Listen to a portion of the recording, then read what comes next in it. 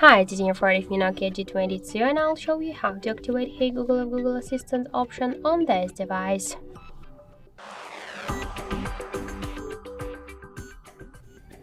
So open first the Google application, then tap on the right upper corner and go to the settings, then click the voice section and tap to voice mode. To activate Hey Google feature, click once on the switcher and tap to next, read the description, click to yes I agree, tap to continue.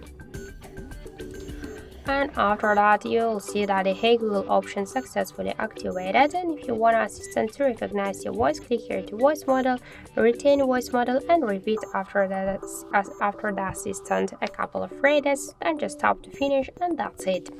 So thank you for watching, and if you find this video helpful, leave thumbs up and subscribe our channel.